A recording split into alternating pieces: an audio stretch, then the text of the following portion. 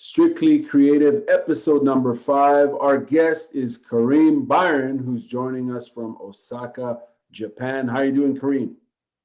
I'm well. How are you, my friend?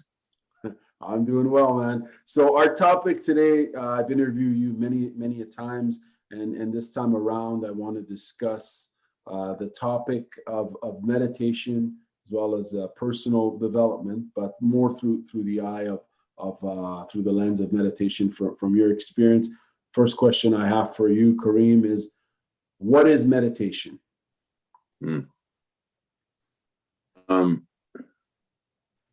Well,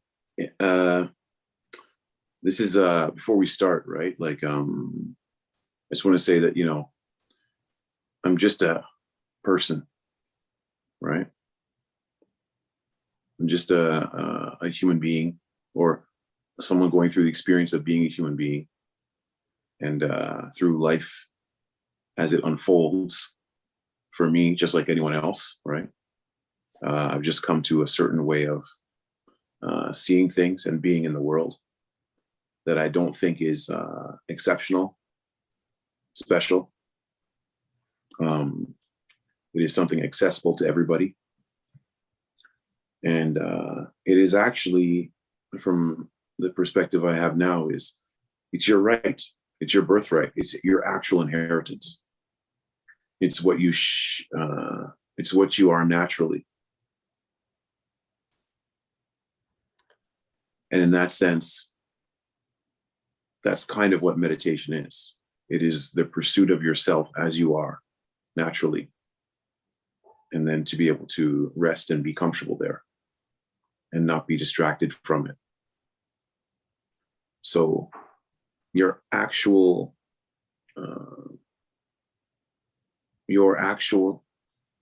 true state is meditation. It's not something you have to do. It's something that you kind of are when you let yourself settle into being as you are, without modification. When you say your true state, what can you elaborate on that? What do you mean? Well, so when we have in our minds a lot of noise going on, right? It's very hard to pay attention to, let's say, the background. So, for example, think of a pond, right? And in the pond, every time I have a thought, it's like throwing a stone or a pebble in the pond. If I just leave the pond as it is, the surface will become clear, smooth, and still in and of itself. There's nothing that needs to be done to the pond in order for it to settle. Left to its own devices, it settles. That's the natural state of the pond. And the same goes for individuals or human beings. Our natural state is the clear, calm pond. So what's all that noise then? What's all that noise that what are all these pebbles and that keep going into the pond? What's all that? Well, thoughts, emotions, concepts. It's like one coming upon a pond in the wilderness and saying, "What a beautiful pond," right? I think I'm going to get into a boat and go onto the pond. And that, of course, causes ripples, right? Or I think I'm going to, make a beach here. Or I'm going to make a structure in the middle of the pond. Whatever it is, it's the modification of the pond beyond its natural state. And there's nothing wrong with that if we understand and remember that left to its own devices, the pond is calm and clear. all the silt and the mud in the pond settles to the bottom, and you can see the whole way through, left to its own devices. If the remembrance of that is kept in mind, and the connection to that remembrance is always kind of held with one, then the ripples on the pond are kind of put into perspective. But if one forgets that, or if one doesn't realize that, or has no concept of the nature of the pond left to its own devices, then one might get caught up in trying to make the pond calm, but in doing so causing ripples. Or not understanding that there is a possibility for the calm of the pond at all. One might think that there's only the rippling, the waves, the silt, right? And so if one kind of lives like that, right, it can be troublesome and tiring. So as far as, finding that calm and meditating, why do people meditate? From your experience, what is it that draws them to finding that calm? Well, I guess because everyone wants to be happy and peaceful, right? That's it, right? Like, I mean, there's no real way around that, right? Like, right. Even when, suppose I'm going through an experience and someone says something, right, that's like really upsetting, or does something that really bothers me, right? The natural response is to go, okay, right? Everyone does that. Everyone's had that moment, right? Where they take a deep breath in to just kind of, I'm not gonna react to this, I'm just gonna, right? And so in a sense, everyone kind of understands that taking deep breaths, taking a moment, right? That accessing of one's calmer nature, right, is there. Meditation is just the extension of that moment one takes, and saying, I'm going to make that longer and longer and longer and longer, right? Until, if there's a tipping point, my entire waking life is just one long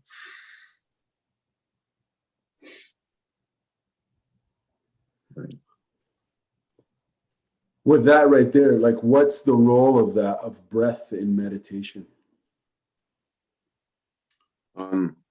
I can't speak for, everybody, but for myself, I would say that, breath puts things into perspective. So I can say, like, what's important, right? Or what's going on here, right? What do I prioritize? What do I value, right?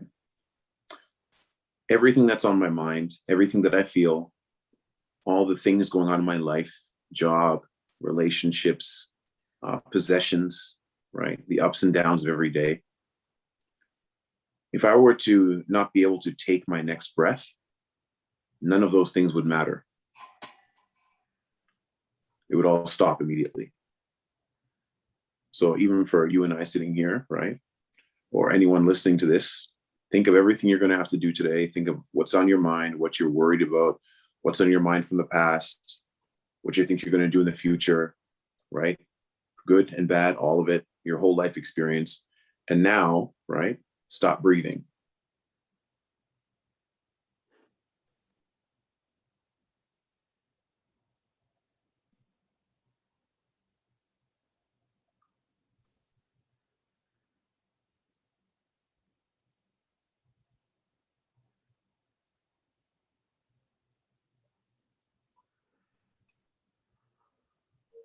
I mean, it goes to show the need for breath, right? If you notice, and if you did stop breathing, you would just find that the focus of your entirety then comes to your next breath. Because you realize without that next breath, none of those other things that you associate your life with are possible. So you live, breathe, you live and think and all those things by the grace of your next breath. It is your ability to take your next breath that leads to everything else in your life. So understanding this, I give appreciation to that by bringing my attention to it and just being with it. And that's the simplest form of meditation. Just bringing all your attention to your breath and being with it.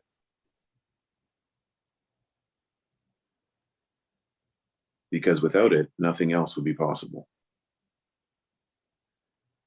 And that puts everything into perspective quite easily and naturally and efficiently and quickly.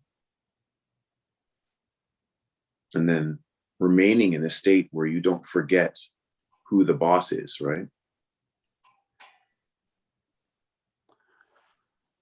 When, I guess, when we think of people and their own personal development and even children, when you think of like, you know, and the role of meditation, I guess in some cultures, maybe meditation is something that's more accessible or practiced. But from your perspective, how does meditation and finding that calm benefit young children? And I ask that because sorry, go ahead. No, go ahead. It seems like there's just from some, you know, from some stuff I've been reading about that in some cultures, I think meditation and the role of just finding that inner calm is more widely exercised. And, you know, in this day and age, we're seeing this need now to find some peace of mind and to find that balance with all these stressors and anxieties that are out there. And I guess what I'm asking is, particularly when it comes to, you said that it's within us, paraphrasing here, do children have that ability to meditate? And if so, how does it benefit their development from what you know of meditation? So you'd say children have maybe less on their mind. They have less things to worry about. The constant stone throwing into their pond, so to speak, is usually done by the people around them, as opposed to self-generated.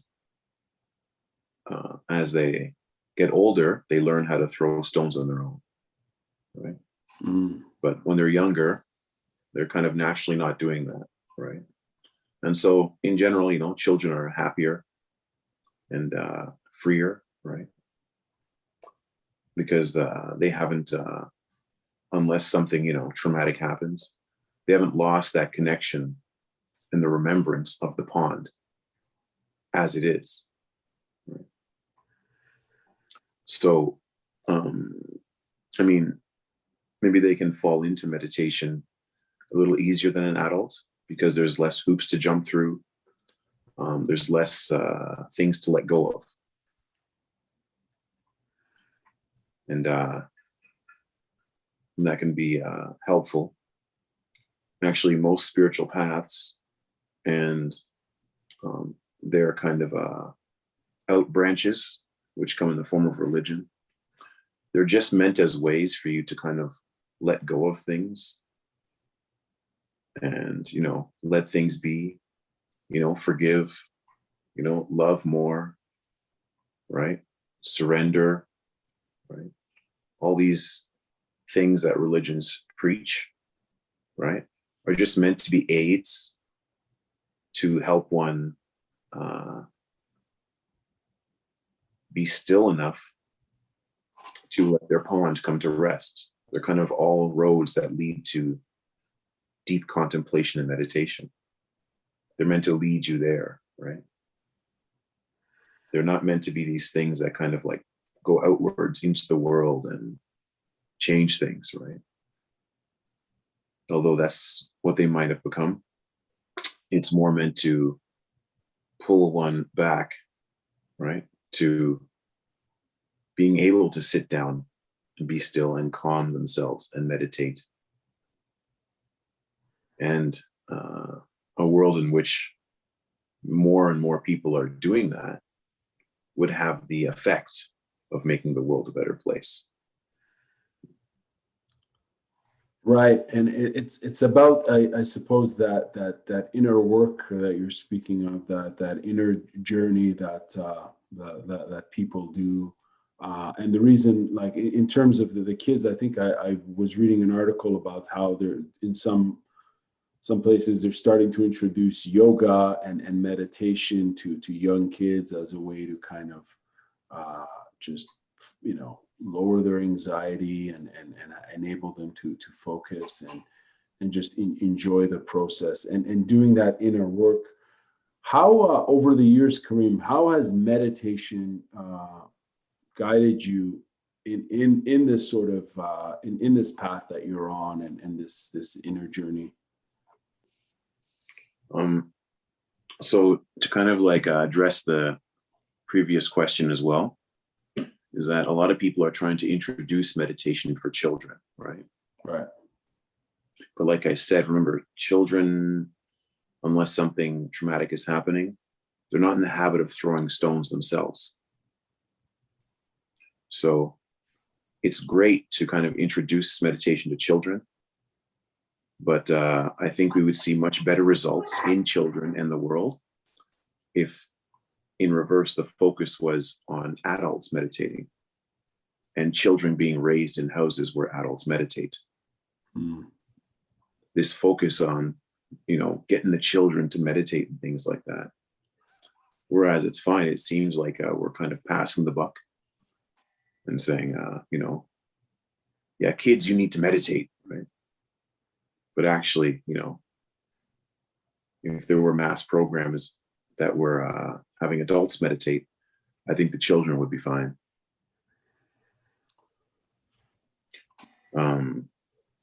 Yes. No doubt. In terms of so the question, and I hear you on that. Yeah. Go ahead. How has it guided me? Right. Well, in the sense that when you make being able to sit still and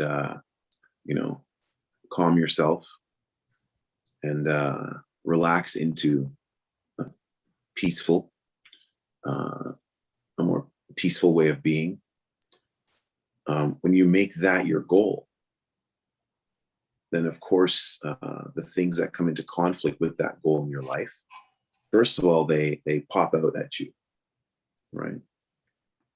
So when one starts to meditate, they might find that things get worse, right?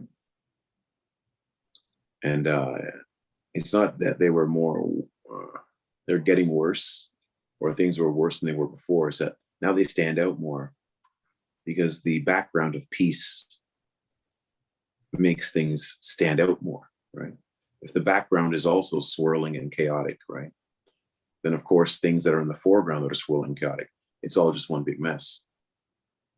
But if you hold yourself to a time every day, or if you hold yourself to a way of a kind of a reference point that, oh, this piece is also within me and it's available and it's possible.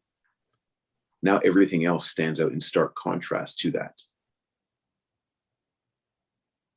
And so if you choose to keep going that way and keep going towards a meditative and making meditation a part of one's life, then you'll find that you just slowly move away and naturally let things drop away that hinder or interfere with that part of your life. Not because it's good or bad or because whatever, there's no real judgment in it.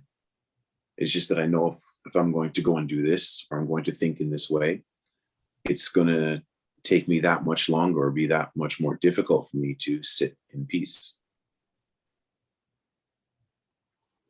And so by a process of elimination and a process of, trial and error, you just say, oh, I see. If I think this way, I'm going to be thinking about it later on today. So I should maybe see that thought as it arises and understand that about it and find a way to deal with it or let go of it, the emotions or whatever it's involved in it. Then that way I won't be up late at night thinking about it. Or when I'm trying to sit down and be quiet, that thought won't be coming back to invade, my peace. And so that's what happened today. So tomorrow I'm going to get up. And since the human thought is cyclical, no matter what we like to believe, most of your thoughts are repetitive. You're always moving in a circle. Whether you believe it or not, that's what's happening. The situation around you might be changing, but in here, you're moving in a loop.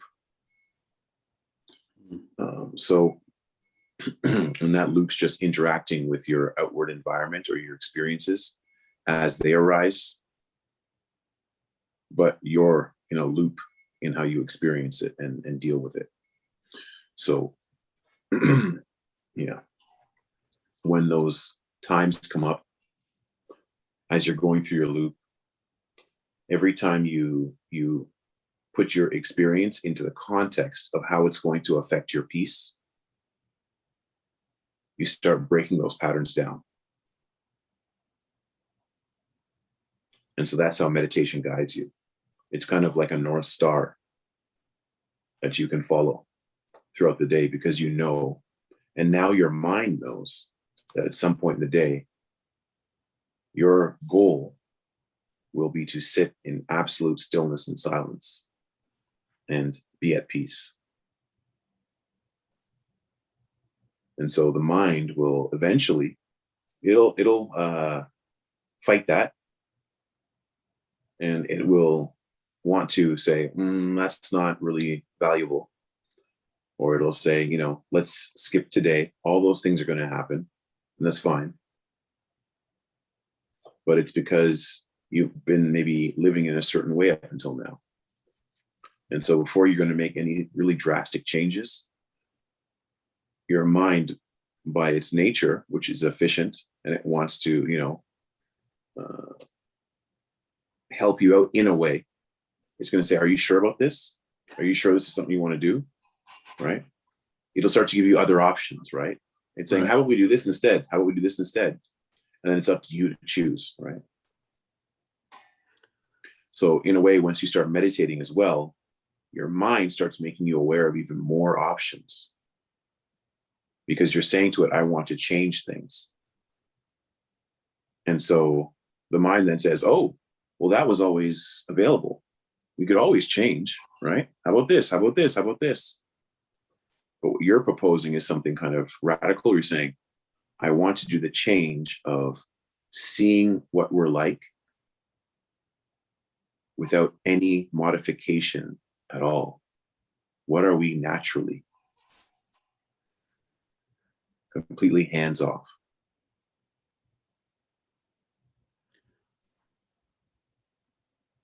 For someone who's never meditated, how much effort, or for someone who's never tried meditation, or maybe it's tried, and from what, and that thought of just, sitting there and focusing on one's breathing and calming the mind. For those who think that that's mission impossible, just because of how active their imagination or their mind is generally, how would you approach them, or what sort of advice, I guess is what I'm asking, would you approach in leading them in a meditation? Well, first is, even when your mind is active, right? The first thing you kind of have to do, kind of like almost like a spoiled child, or like training a dog, you have to consciously, when your mind is active during the day, go out of your way to remind yourself and tell yourself that, Peace is a good thing. Love is a good thing. The more noble ideals to which man has the potential within themselves to be, those are good things. And demonstrate to yourself those are good things by sticking to them.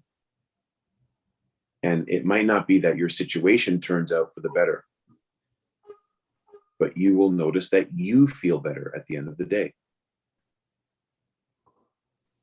You feel good because you were good. You feel noble because you were noble. You feel honor because you were honorable. Right? And demonstrating to yourself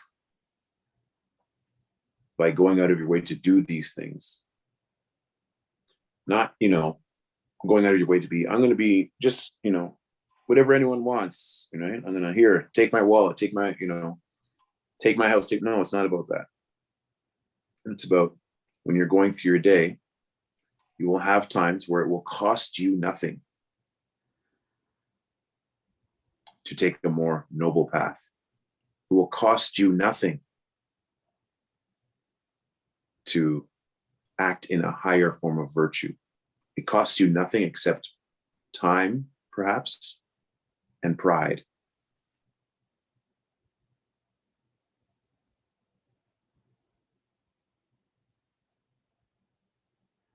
You must, in those times,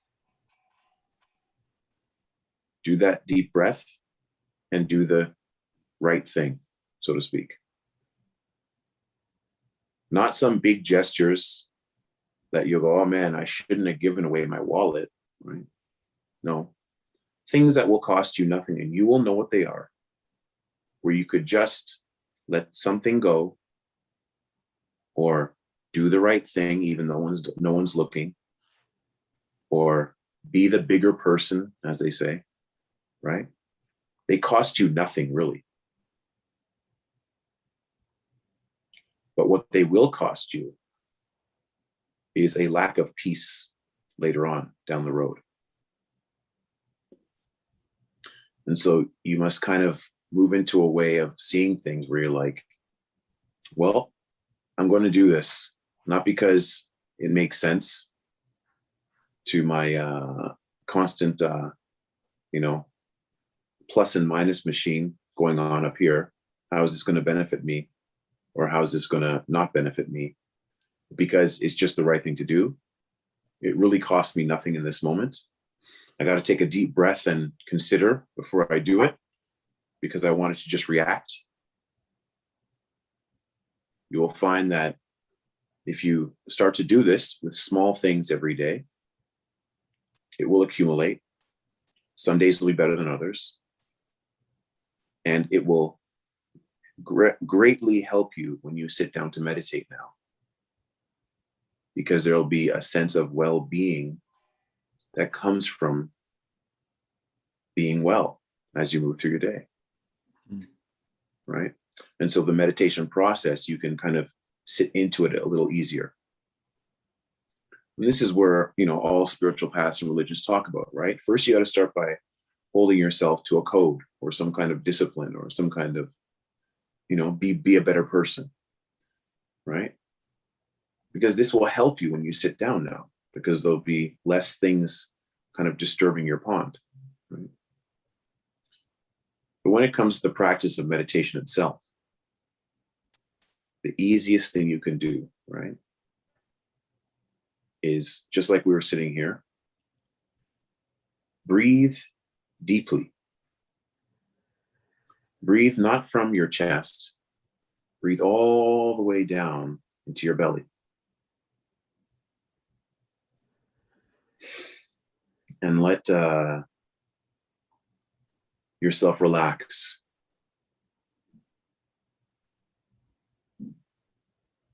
Physiologically speaking, when you're breathing up here,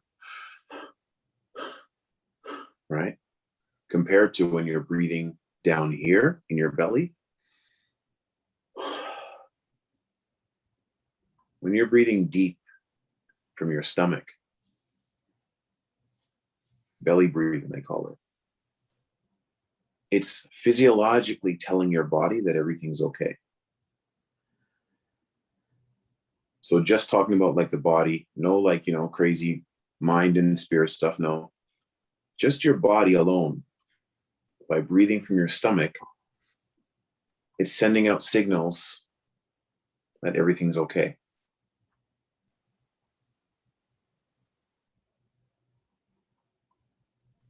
So focus just on taking deep, soothing breaths.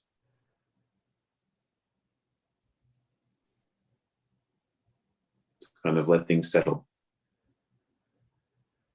So you feel refreshed and replenished with each of those deep, soothing breaths.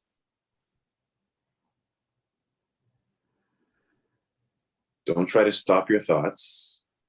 Don't try to do anything. Just take deep, soothing breaths.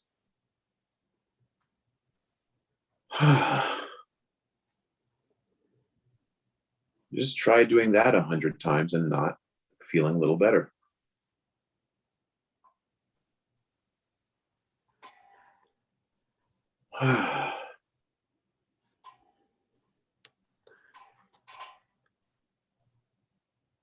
Now, from the people you've coached, as far as meditation, if I can ask, what are some of the feedback you've heard from people's experience going through the motion of calming their mind and focusing on their breath, and instilling that sort of practice on a daily basis? What are they telling you? Well, the first thing is that there'll be a kind of friction one feels when it comes to just remembering to meditate. The mind will find a way to kind of slide away from the remembrance of being able to sit down and do it every day.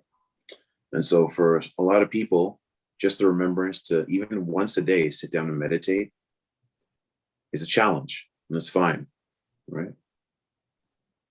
The next thing is that, okay, I do sit down to meditate, right? But when I do so, I feel like there's too many things going on, right? Like the people or person that I'm living with is too noisy during that time. I can't find a quiet space to meditate on my own. That's another thing that comes up a lot, right?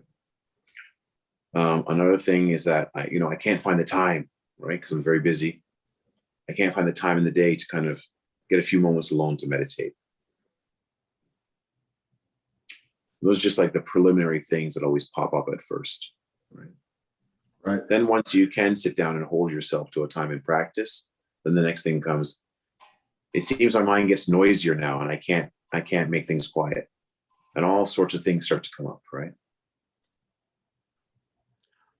You mentioned the discipline earlier on in terms of one's habits. How, for you personally, what's your routine like as far as meditation, if you don't mind me asking, and how much of it is discipline in terms of being on it continuously every day? Well, now, in the morning and in the evening. So once in the morning, once in the evening, and then if I have time during the workday, right, sometime during the day. And more recently, well, you see, as one wakes up, right, you could say there's a short meditation that happens now. So as I wake up, before my mind starts racing, I do a short meditation before I get up out of bed, right? To start everything. Once everything turns on, to make sure let's not get ahead of ourselves, right? And then I'll get up, get something warm to drink, some tea or something like that, and then I'll sit down and I'll do the morning meditation. And then the evening meditation is when I come in, before I eat or turn on the TV or anything like that, usually just to kind of settle in to being at home type of thing before I do anything and get active in my home space, right? I meditate. That's usually the evening meditation. And then before one kind of goes off into sleep, right? Just remind yourself again. And then as one moves through the day, sometimes the meditation, there'll be a point where it comes for you. You don't have to sit in meditation. The meditation just starts to happen, right? Because it's just a part of yourself you now have access to. And like you're saying, the people I've kind of talked to about it, the one thing I get is that it's like now there's an extra dimension you have to life. You actually know you have an option now of this meditative practice to go through life with. It's like having an extra option to everything. So I can eat dinner, or I can eat dinner while being mindful of my meditation. I can walk, and now I can walk with being mindful of my meditation. I can be at work or in a meeting, and I can do so while being mindful of the meditative aspect of my life. Sometimes just remembering that you're going to meditate calms you down. And that's why holding yourself to certain times in the day, even if it's once a day, because your mind works in a loop, right? You're going to have to come back to that, right? You have to come back to it. And so whenever you come back to it, just the remembrance of it, right? If you're doing it enough, will be enough to start to dial it back a little bit. And you can bring more and more peace into your everyday life. As I've asked you this in previous interviews, but as someone who's involved in different communities from the martial arts community, from the teaching community as a profession and so on, how much of meditation do you draw and inspire from and share and apply in these communities? So does meditation play a role in how you go about teaching in class or researching or and so on? And is that instilled also in I know it is in your martial arts. I've asked you before. Yeah. But if you could just elaborate on that, particularly in your day-to-day life, and also in the communities you're involved in. I guess when it comes to like teaching, and I also do managing as well, like a medium-sized staff. I manage as well. I try to bring it up in meetings. And I try to bring it into the classroom as well at different times. But, Sorry, you bring up meditation, you actually bring it up in the meetings and so on? Yeah, but the way in which I do it is just kind of like, are you aware what Zen koans are? No. Zen koan? Zen koans, or another way is Sufi stories, right? They're stories or sayings that bring the mind outside of its repetitive patterns and make people look at things in just a slightly different way, right? So you can kind of go, oh, and just see it from a different aspect, right? And so I try to bring points like this when teaching in the classroom or when doing my meetings at work. And just to be a natural, not in any way that's like kind of like, this is what we got to do. But as I just meditate more and more, and the benefits of meditation, they come from the inside out. So it's not like I'm trying to do something out here. It's just naturally, as I wake up each day, these things are part of my natural expression now. There are no plans or no kind of set things, right? For example, okay, I wrote a short story the other day, and it was goes like this. A river flowing down from a mountain was going through some rapids, right? And then it went through a calm part, then it went through some rapids, right? And it's going up and down and up and down and up and down, right? And it's kind of getting tired of this river life. And at one point, on a long bend in the river notices a sage sitting down in meditation next to the river. And the river, in its turmoil, asked the sage, "O wise one, how can I, a river, realize the ocean?" And the sage merely looked at the river and watched it flow. To which the river said, "Well, F you then, if you're not going to say anything," and went about its way. Now, further downriver, as the river, by just being a river, flowed naturally out into the ocean, by doing nothing at all, just being a river. At the mouth of the river, as it was going out into the ocean, the river noticed the same sage sitting there.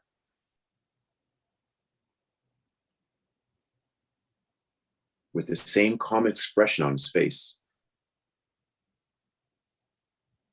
holding up his middle finger to the river.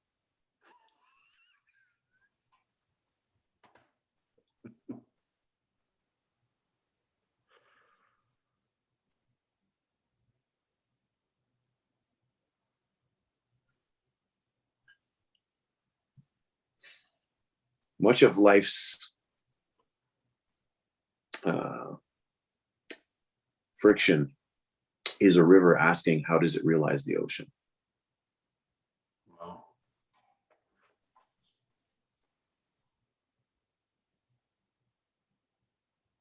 The inability to sit back within oneself and be at peace within oneself.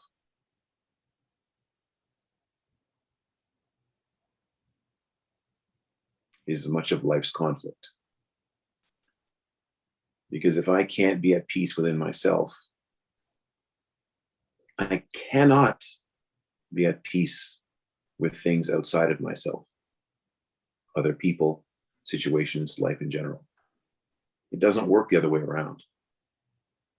Whereas a wiser man than me once said, if I'm walking down the street and I find a cup on the side of the road, I don't wash the outside of the cup and then drink from it.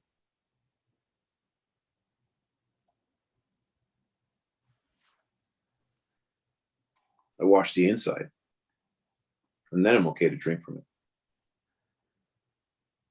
No matter how dirty the outside of the cup is, if the inside is clean, I'm fine drinking from it. Why is it that we, in general, spend so much time cleaning the outside of our cups and being confused that the water don't taste right? It's a habit we have. Outside cup washing as opposed to inside. So it's like happiness and inner peace is an inside job. Right. Yeah. I really like that story you wrote there. Do you write a lot of these stories? Yeah, I'll just sit and sometimes when I'm meditating for a while, a concept will kind of pop up. And in order to explain it, I'll have to come up a way of like a vehicle of delivery. And so sometimes that's how I will. Sometimes it's poems, sometimes it's shorter stories, sometimes it's just writing, just to kind of find a way that it's deliverable. Right. You know, because there's, I don't know how many billion people on the planet, and everyone's got a different take on what's going on and, you know, on themselves and other people.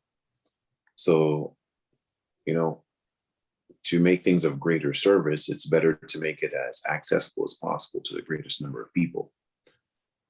Most times. I've been telling you, like, we've been talking for years, and it's like, I think more of these stories and sharing that knowledge. I mean, it's really valuable for, like, I'm still thinking about that story, and I'm seeing an animation. I'm seeing, you know, I'm seeing the purpose of and the intent of the message there in different formats. But I think it's great, man. I think there's a real need for this sort of reflection. What is some of the, why do you do this, I guess, is, well, what's the motivation of being of service and of sharing your own experience and you know, and coaching others, if it's in the context of just, you know, people you speak with who are looking for some guidance, or if it's your you know, you're within the martial arts community or in your profession, what motivates you to share? Well, just like any other, like, you know, like someone say who like goes on a diet and loses a bunch of weight, right? Or does some kind of sport or exercise that changes their life, right? Right. That person then wants to turn around and tell everybody about it, right? Not that everyone receives it, but they just want to tell everyone about it, right? And it's the same thing with this. It's gratitude. Like, I'm very grateful for what meditation has done in my life. And also, I can't even believe it, right? I can't believe it. This is great, right? Everyone should try this, right? That type of thing. And also a deep sense of compassion. Compassion and gratitude, I guess you could say, are the greatest motivators. Gratitude because what one gains in meditation, it never stops giving. It never stops giving. It's endless. Or as Lao Tzu wrote in the Tao Te Ching, right? The beauty of the Tao is that the deeper you look, the deeper it goes.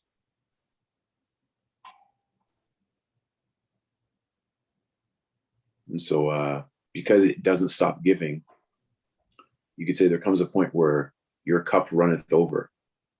Like, you feel full and you got no space. You're all filled up. So anything that's coming now, you're kind of just giving it away. Right? That's what it feels like. And also the fact that anyone can do it. It's like I said before, it's not that anyone can do it, it's that everyone is it. Right? It's already. Yeah. Sorry, go ahead. So, like, you know, anyone that's a you know, a regular human being, if you see someone struggling with something, or you see someone suffering, right? Everyone tries to give that person advice based on their own life experience. So someone might say, you know, if they're a fitness enthusiast, you should hit the gym. You'll feel better. Because that's their take on it, right? Or another person might say, you know, you should try going vegetarian, right? You'll probably feel better. That's how I dealt with this problem, whatever. Or you should try this self-help book, or you should try gardening, right? You should try, you know, traveling, whatever it is, everyone kind of comes to the table with their own take on how to help someone. And I'm just saying that this way, meditation is something that doesn't take anything, doesn't cost you anything, doesn't require anything. The only thing that's required is you. And you can do it anywhere, anytime, eventually. And it'll help everything else. You just got to put time into it. What are some of, Karim, what are some of the, from what you've seen, misconceptions that some people have shared with you in regards to meditation? What do you mean? Like, yeah, so in trying to share this accessible form of I see what you mean. Well, I guess the biggest thing is, like, through the ages, there's always been people that say, you should do this, how do you got to live your life and all that stuff, right? And so, the biggest thing is like, there's the impression that I'm trying to preach to people, right? Or that I have the answers or something, right? Sorry, I okay, I'll let you continue, but I have a follow-up. Go ahead, please. And so the difference being is I'm not trying to really preach to anybody, because like everyone's just, what I found is everyone's receptive in different ways. So some people, they're not receptive at all, and I'm fine with that, right? And some people, they go, wow, okay, that means I got to follow you, right? And I'm like, I'm not fine with that, because it's you. There's nothing I have, right? Or, nothing I have uniquely. It's you, right? You don't need anybody for it. I can like say, hey, it's there, right? Inside of you, but only you can pick it up. And that happens in its own time. I can't walk around telling flowers when to bloom. Right? But I can, right? If I see something, I can pour some water here, right? I can cut a weed when I need to. But I can't go around forcing flowers to bloom. That's just wrong. And that robs the flower of its own unique beauty.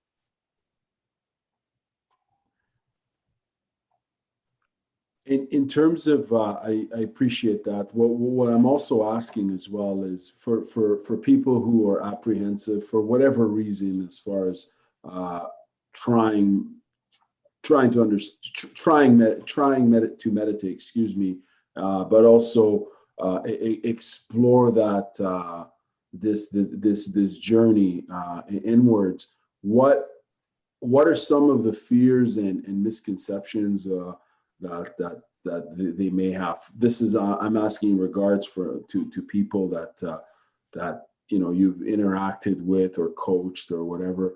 What are they, when people hear meditation, what are some of the misconceptions that come to mind? Some people think it's like a form of like, I'm going to have some mind control power, or some people think I'm going to be able to leave my body, or I'm going to be able to, be strong and dominant in any situation. It's like strength of mind and all that stuff. Yeah. Right? Those are some of the misconceptions about it. But all of those things are just stones in the pond. It's truly just, think of this. Your mind is constantly grabbing onto things, and then grabbing to the next thing, and then grabbing to the next thing, and it kind of takes it and wants to look at it, wants to analyze, it wants to understand it, it wants to say, what is this? But question, who's the one looking at it? From what perspective, right? Like I was saying before, so suppose I'm a miner, okay? I'm digging for gold, okay? And I pick up a rock. My mind picks it up. I'm looking, okay, what's the content? Where did this come from? Is this gold? You understand? And now, right? Suppose I'm not a miner, right? Suppose I'm a, I don't know. Let's think of something here. I'm a rock collector. I pick this up and I might be like the miner saying, well, this is, but I'm not looking for gold. I might be looking for something else. This might be gold right here in front of me. But I'm here to gather quartz today. So I'm like, worthless. Whereas the miner's like, oh, this is the most precious thing ever. Right? Whereas a child might walk up and go, huh, never seen one like this before. I don't know if it's valuable or not. Right?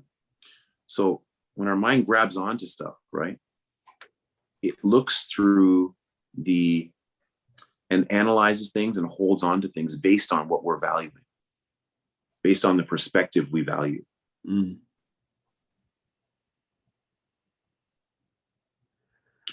so when one comes to meditation, that's also how they view it. So when I talk to people about meditation, they're like, well, how is this going to make me better at my job? Or how is this going to make me more successful in life? How is this going to get me more money? How is this going to fix my relationships? How is this going to help my martial arts or sports career? Those are usually the things you have to deal with, because if you're like, it may help those things or it may not. But the purpose of the meditation isn't those things at all. The purpose of the meditation is the meditation. I'm not selling anything. The only thing that's going to happen possibly is you'll just be at peace with the way things are, but nothing's going to change. So I'm selling you nothing except maybe peace with the way things are. Nothing may change. What, in terms of outlook, if I can ask, what would your outlook be without, say you never exercise meditation and made it part of your routine, of your ritual, of your way of life, and so on? What do you know where your mind would be at as far as your outlook on things? What would life be like without meditation, I guess is what I'm asking. The only thing I have for reference is, say, how I was before I truly began to incorporate this into my life, right? Right. Just much more adversarial, not combative, but definitely looking for ways to have my way, basically. Right. Looking for ways to win, looking for ways to dominate the situation, but fully convinced that I'm right. Right. So I was a good person, all that stuff, right? So I'm like, you know what? I'm going to have to dominate this situation because I know best. In the interest of everybody involved, right? Things need to go my way, and you'll all like it. You'll see in the end.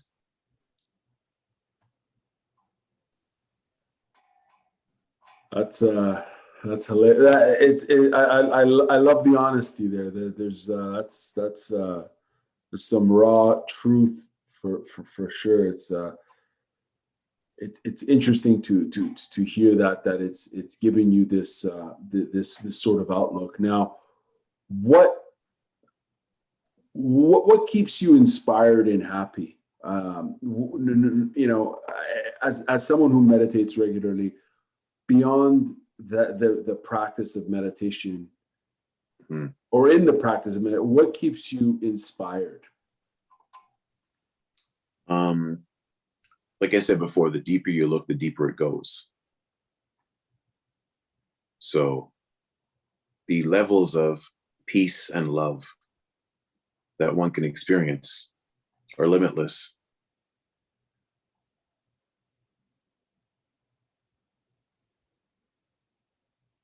Limitless. The levels of everything else you can experience out here through the manipulation of the physical world have limits, have friction, are forever out of your control to a certain extent. But when you look within,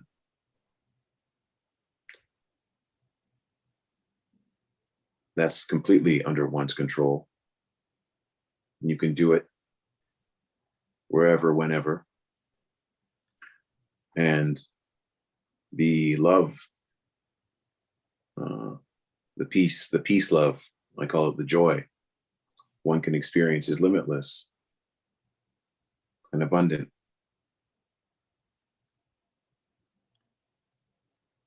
And that's what keeps me inspired. And also the understanding that it's there for everyone equally. And now, if you want to say what keeps me engaged, is probably a better word, is trying to think up ways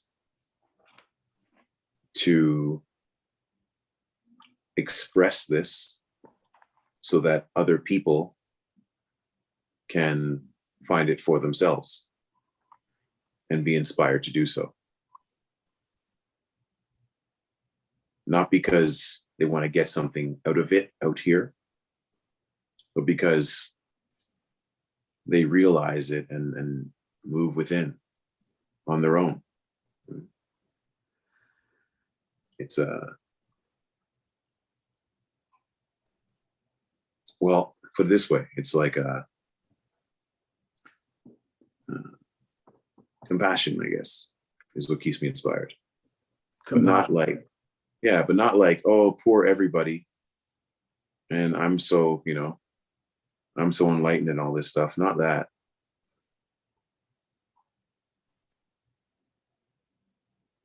It's that it's just there. Just waiting, right?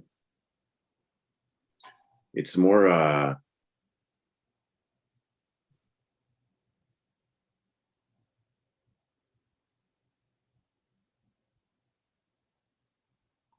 difficult to describe, but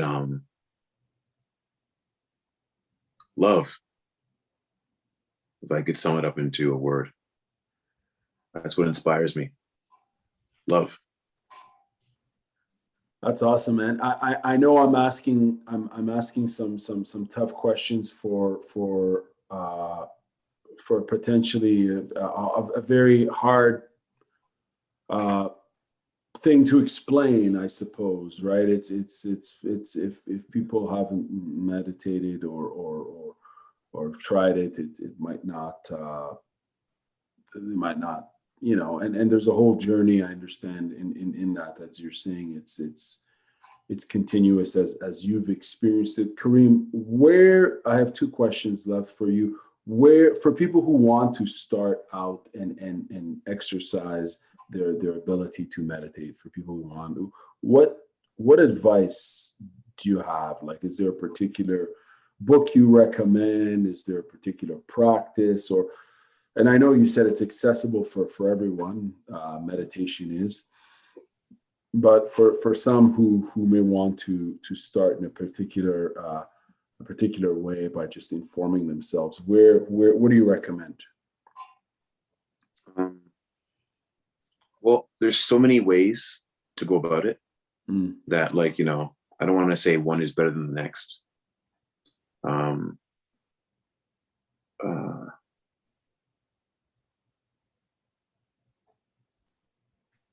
One,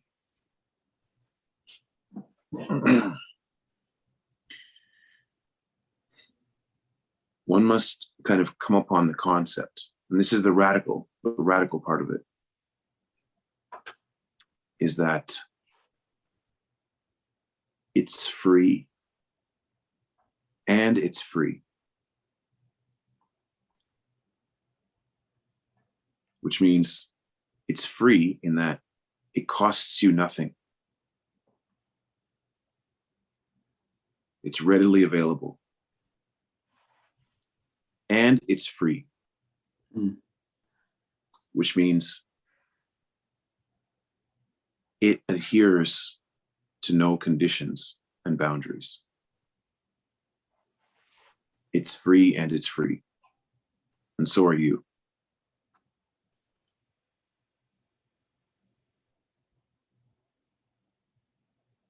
Just as you are right now. Not the next thought, not the next emotion, not even the next word, not the next moment.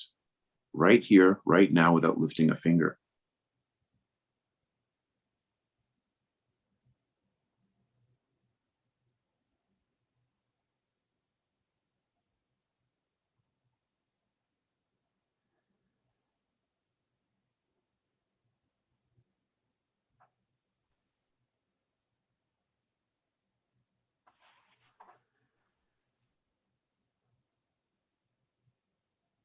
Can you just be?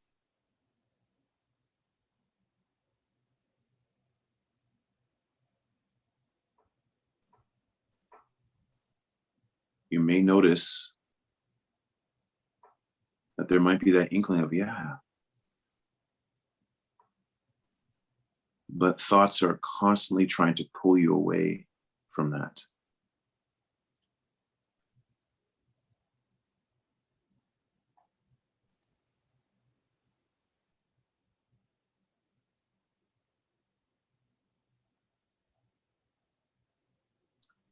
I came at this being brought up Christian. So a way I also express what I just said is that as you are, right now, right here, without doing anything, without saying anything, without having to change anything, no modification at all. As you are right now, God loves you.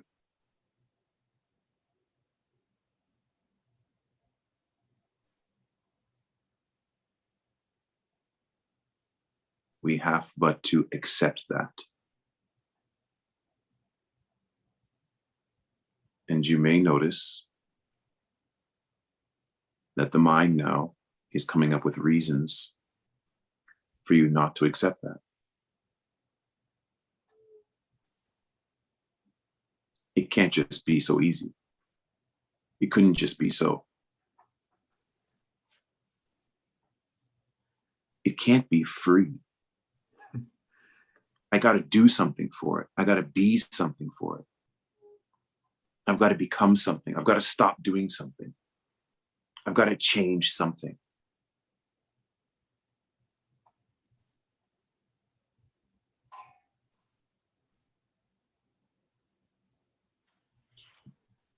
You see how it's our lack of acceptance that brings us out of the acceptance of peace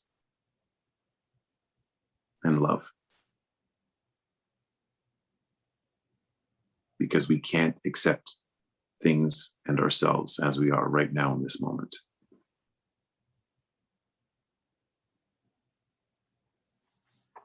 I would say, if you've had enough moments to sit down and watch this,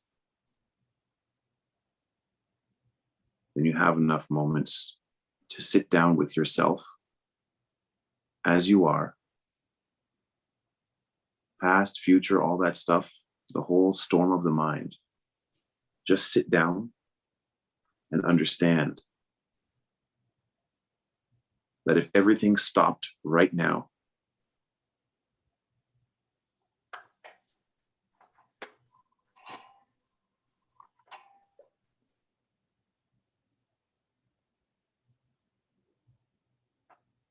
became absolutely still and quiet. Everything just froze.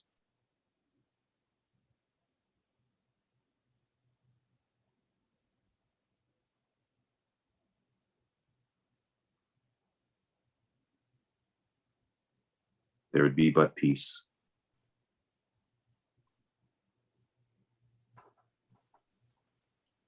And that peace is the background which all things in your experience come and go, rise and fall.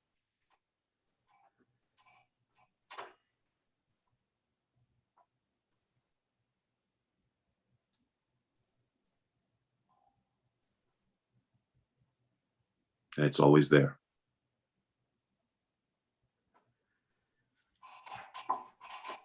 God loves you as you are right now, with no judgment.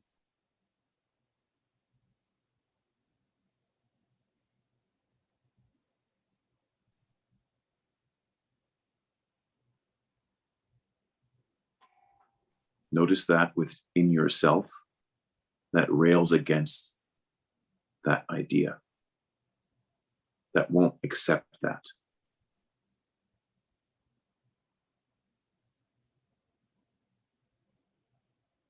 For if you could,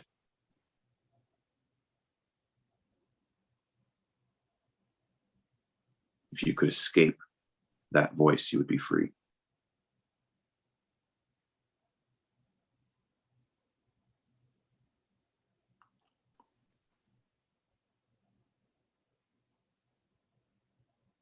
Become aware of your captor.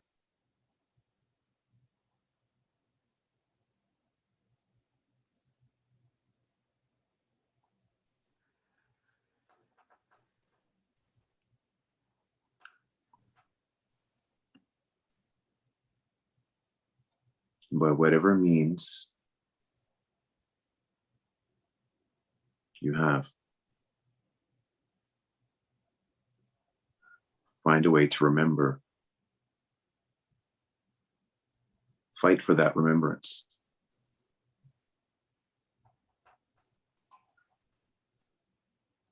Live for that remembrance. And be the remembrance of that for other people. And everything will take care of itself.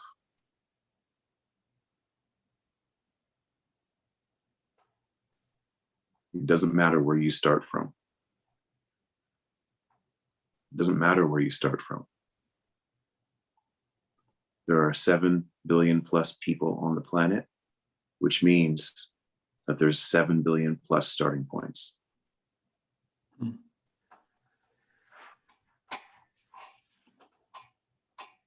No one is more qualified than anyone else.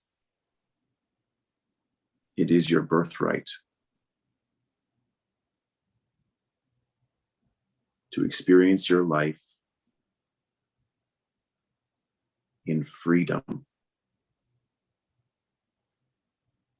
from the ideas you have about life.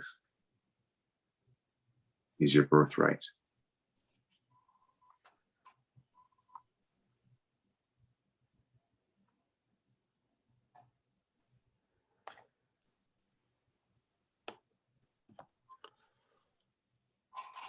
Now, Karim, where can I thank you for that. Where can we find you online if someone has a question that they want to ask in regards to anything really? Where can people reach out to you? I'm not actually operating in such a capacity. Most of what I do is just, like you said, I just bump into people, or the people that I kind of come in contact with, right, as I move through the experience of life.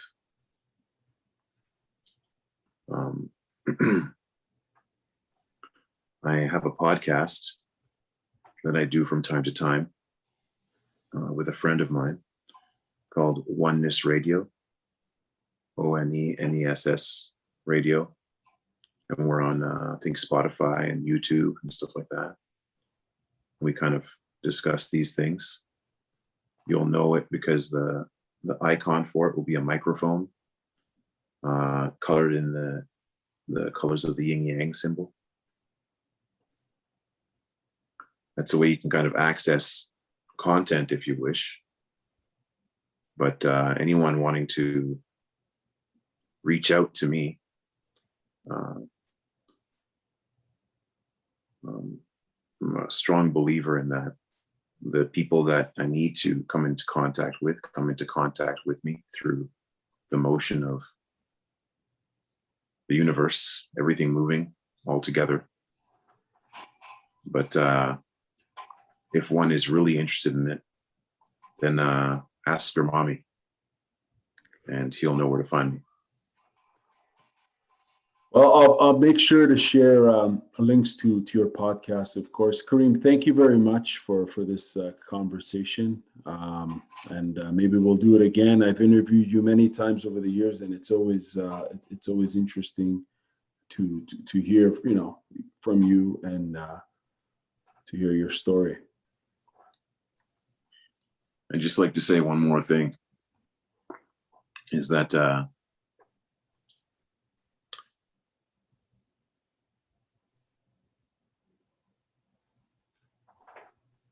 there have been, in general, right, in the world right now, two big paths, you could say, towards this peace. One is through the heart, and one is through the mind, so to speak. And these are just words I'm saying now, concepts used to navigate the world of concepts. And one way to kind of see this piece is to still your mind absolutely, like the pond. Like you're looking in the water for your reflection, trying to find yourself. But as long as the pond is full of silt and mud, and there's ripples on its surface, every time you look at it, you feel like you're something different. There's nothing constant. And so the question of who you are can never be fully resolved. And so out of compassion, great teachers have come to say, just sit and leave the pond be.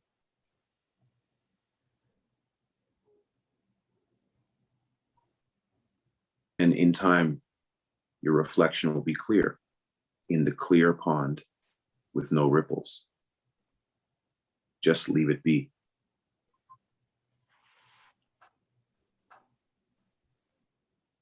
By stilling the mind. The peace resolves itself into resolution. And there have been other great teachers that say the path of the heart, which is that love, unconditional love,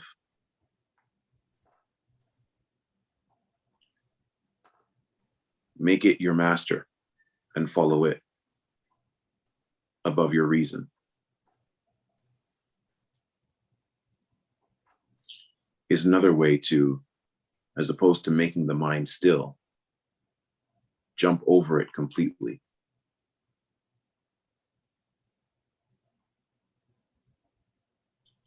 To give an example, at one point in my life, I was dealing with a very difficult interpersonal situation. And me, trying to be a meditator, was trying to resolve it in so many different ways, by trying to be peaceful, by trying to do this, by trying to do that, making overtures, going out of my way. And I kept trying to figure it out and figure it out and figure it out. But no matter what I did, unconditional love for this person, I couldn't make sense of it.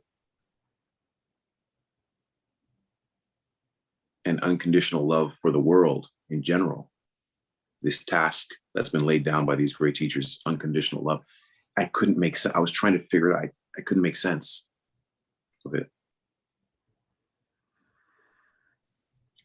And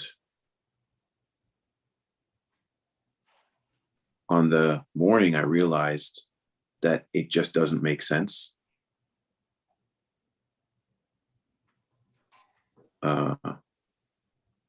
Was very freeing because it doesn't make sense. Do you understand? Unconditional love doesn't and will never make sense.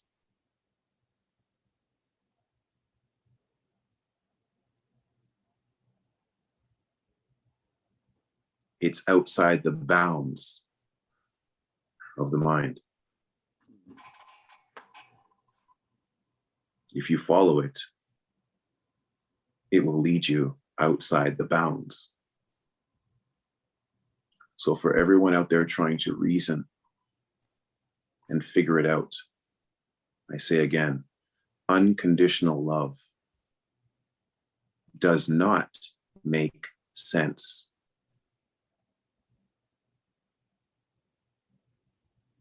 Hence, it's a door.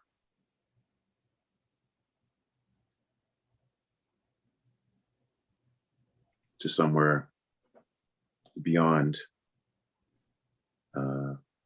your reason.